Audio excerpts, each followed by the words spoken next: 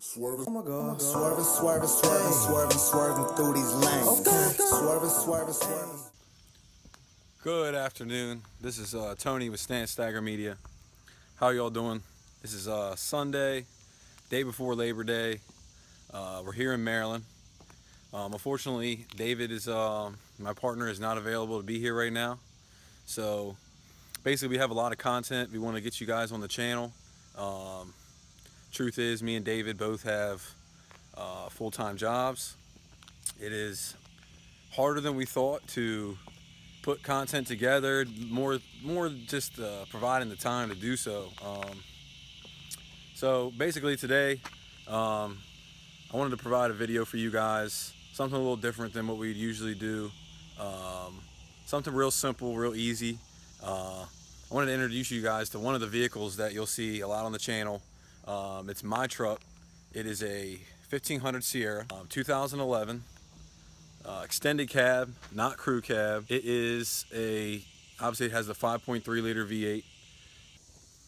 And without further ado, meet the Sierra. So here she is. She is extremely dirty. Pardon that. I mean, obviously you can see from the wheels, it's filthy. We've had a lot of rain, remnants of a Hurricane Harvey. It's been just pouring. I mean, it's actually been a very rainy season, just period. I mean, this whole summer has just been crazy rain. My truck actually typically is garage kept. We moved here into La Plata. As you can see, that's the only garage I have. It's actually taken up already. This is the future site of where we're gonna have a nice garage, clear some trees, hopefully a 3-car garage with a lift, gym above. So that's probably a year away from now. So once that happens, we'll be able to get you all even more content, and it's going to be really cool because we're going to have a lift where we can, work on stuff, jack things up, put exhaust on, weld things, do all kinds of good stuff. But in the meantime, here's the Sierra. Started off bone stock. It used to be my boss's truck, actually. My boss actually, he's hilarious. He's anti modifying anything. So obviously it was completely stock when I got it from him. He actually just needed a new truck. I needed a truck at the time. And he offered me a great deal to buy his truck from him. And I actually left it stock for almost 2 years. And then I ended up needing tires. And then tires ended up leading to, hey, well, I'm at it. I might as well get some rims for the tires. And then the rims I wanted and the tires I wanted were so big, I obviously had to lift the truck to make it fit. So that led into a firestorm of just part after part after part after part. Me and David actually want to do a lot of reviews on the channel, just reviews on different parts that we use, different parts we put on both our trucks. You've seen a little bit of David's truck in the last video. I introduced it a little bit on the Supra video, so go to the channel if you haven't seen our very first video featuring my Supra. But basically, like I said, we want to do some review stuff for just different parts that we have on our trucks, reviews on them, because I mean, I'm sure you guys are like us. You go to YouTube when you go to put something on your truck or your car or whatever, just so that way you can kind of get an insight to what people use, how it works, if it works, the do's, the don'ts, and so on. So just to go over some of the parts on this truck, we'll start with these fender flares. These are the Bushwhacker fender flares. These bolts are actually not bolts that bolt the flares on. They're for decoration. The flares actually, it's kind of hard to see because it's so dirty, but there's little mounting screws that just bolt the flares on the inside. Purely for decoration on the outside. Richie from Ridiculous Customs, he actually color painted and matched them for me. Also mounted them on the truck for me. So those are, I believe they were a nice addition to the truck, especially because, as you can see with these wheels, speaking of stance stagger, I mean, look at these things. Look how much stance this thing has. I mean, it's kind of, even with the flares, they're still out there. So it looked even extremely worse than this without those flares.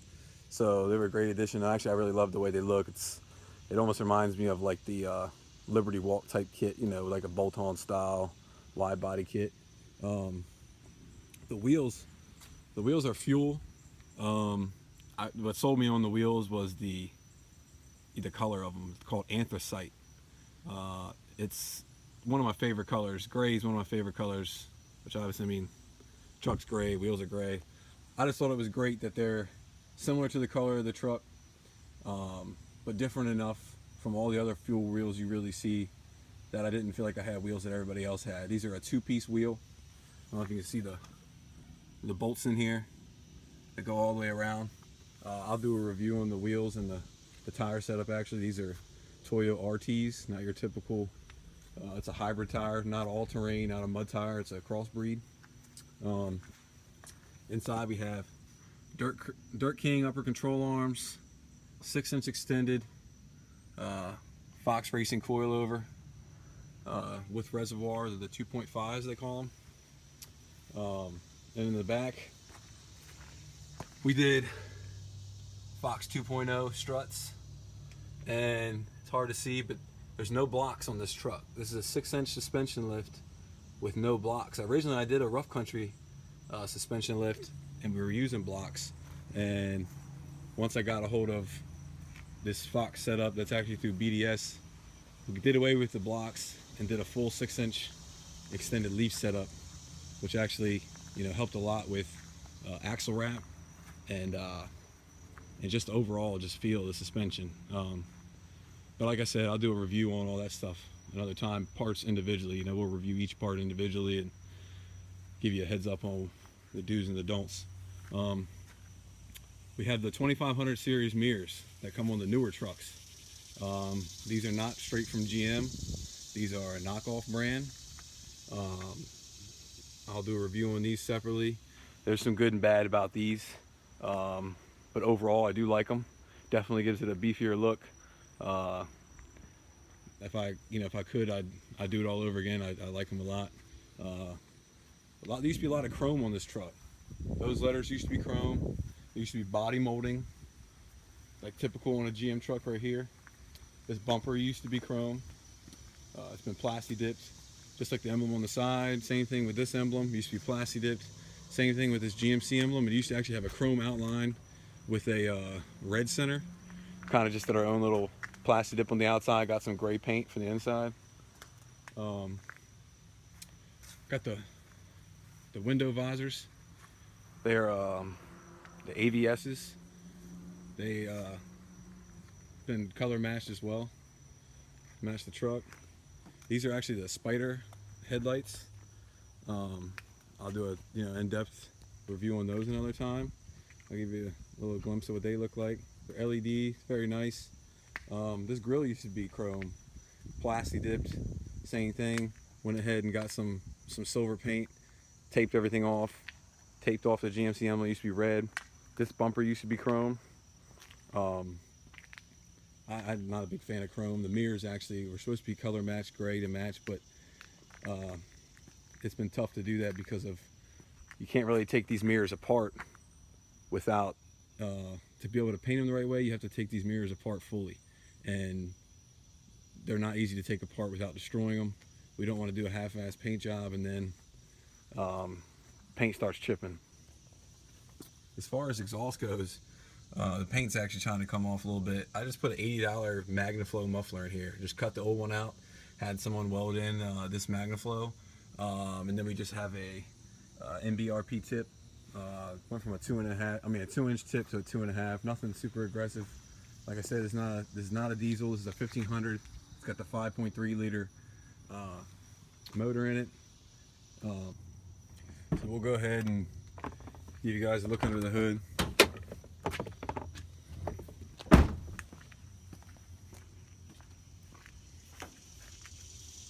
If I can find the hood latch, it's always fun. Where is this thing? Alright, got it. Alright, so nothing crazy under the hood.